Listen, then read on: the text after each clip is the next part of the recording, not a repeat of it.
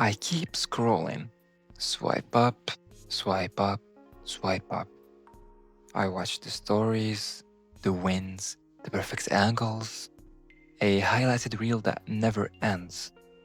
And sometimes I feel like I'm disappearing, like I am losing grip on my own reality. And it begs the question, like, if I go to the gym but don't post a selfie, did I even lift? And maybe if I travel but don't drop a vlog, was I even there? Have you ever felt that pressure, the feeling that you're falling behind because you aren't broadcasting your coordinates to the world every 4 hours? We have been programmed to look at influencers, these content creators, and convince ourselves they are the main characters. They have the plot armor, they have the storyline, and for us, we're just the NPCs. I'm the shopkeeper, and just a villager with a one line of dialogue. It feels like we're background textures watching from the sidelines, like we're existing to give them an audience. It makes you feel like you're falling behind, like your XP bar is stuck at zero while everyone else is pushing for max level. But here's the truth. It's a brutal truth that I found out. You aren't falling behind. You're surviving. Let's talk about the dark forest theory, where the universe is described as a place where silence is the only way to stay alive. In the novel The Dark Forest, a picture of a not as friendly of a universe has been painted. It is a dark forest at night. It's deadly quiet. Now you may think it's quiet because it's empty, but it's actually quiet because it's full of hunters. Silent, invisible hunters. In this forest, every civilization is an armed hunter stalking through the trees like a ghost. The moment another civilization screams, "I am here," they reveal their coordinates. And in the dark forest, to be seen is to be eliminated. So the smartest, oldest, most advanced civilizations, they don't broadcast, they stay silent. They stay hidden because silence is the only armor that works. Now look at your phone. Internet has become that forest. In the early days, we thought the internet was a town square, a place to chat, debate, and share ideas. But that square has been overgrown. It is now a hostile jungle. It is filled with predators, cancel mobs, bots, scammers, and algorithms that feed on the outrage. Posting an opinion today is like lighting a bright red flare in the middle of a PvP battle. It's full of trolls, judgment, and context collapse, where a joke you make for your friends gets read by your boss or family. It's a place where anything you say can be weaponized against you. So what did we do? We didn't stop communicating. We just retreated. We moved into the burrows. We moved into the cozy, hidden spaces. Discord servers, the private group chats, the DMs. That is where the real human connection is happening now. The lurker on the public timeline is often the most talkative person in the private group chat. You haven't lost your voice. You just realize that the public feed is a trap. Posting publicly is like walking out into the open fields without cover. So if you are lurking, you aren't being passive. You are realizing that the game has changed. And the only winning move is to go stealth. We walk around with this heavy assumption that everyone is posting. We think everyone is living out loud because that is all we see. But you must realize that the internet is a funhouse mirror. It distorts reality. Let's look at the actual stats, the architecture of the machine. It's called the 90-9-1 rule, or the principle of participation inequality. 90% of the internet is silence. They are the lurkers. 9% respond occasionally, and 1% acts as the heavy contributors. If you walk into that room, you might think, wow, this room is loud. But the room isn't actually loud. 1% is loud. The internet creates the illusion of consensus. It makes you feel like the noise is the norm. But if you are the lurkers, you're not the outlier. You are the foundation. You are the 90%. Think about what that means for you. If you feel like an NPC because you just watch, you must flip the script. That 1%, the hyper online users, people posting 15 stories a day, they are the glitches in the matrix. They are statistical anomalies. In the natural world, humans are designed to observe. We are designed to listen before we speak. The average human experience of the internet is one of silence, not performance. So, when you see the main characters on your feed, realize that they are the deviants from the norm. They are the outliers. The normal states, the factory settings of a human being is to watch, to learn, and to listen. You aren't weird for staying quiet. You aren't broken because you don't want to perform. You are the standard. Think about Spider-Man or Batman or any hero with a secret identity. They are always tired. They are always on the verge of burning out. Why? Because they must maintain two lives.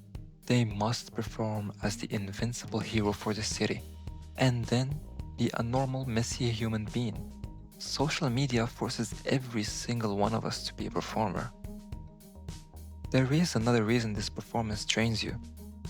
It's a concept called context collapse. In real life, you are a different person with your friends than you are with your boss. You are different with your grandma than you are with your gym partner. You wear different masks for different rooms. That is normal.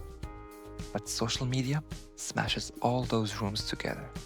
When you post on Instagram, your boss, your grandma, your ex, and your best friend are all in the same audience. How do you perform for that crowd? A joke that your friends might love might get you fired. A photo your partner likes might disappoint your parents. So what do? You freeze, you overthink, you sanitize everything until it has no personality left, and it makes you feel like a fraud. It drains your HP bar every single day. When you choose not to post, you are not giving up. You are refusing to wear the costume. You are stepping off stage so you can finally breathe.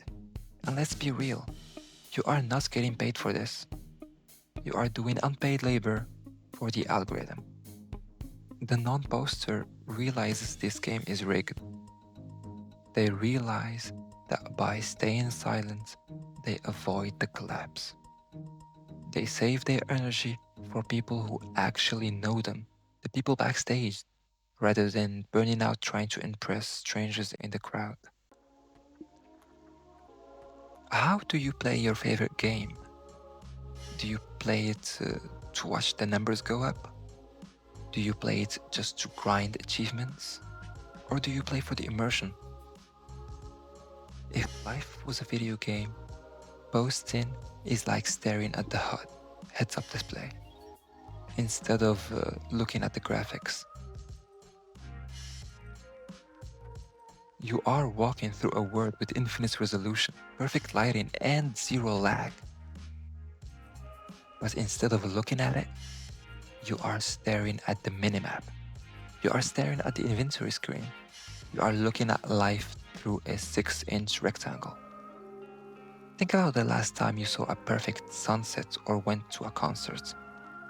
What was the first thing you did? You reached for your phone. You stopped the flow of the experience to frame it, to focus it, to capture it. In that split second, you stopped being the player. You became the cameraman. You stepped out of the first-person perspective into a director's chair. There is a concept in psychology called the photo-taking impairment effect. Research shows that when you take a photo for a moment, your brain outsources the memory to the cameraman.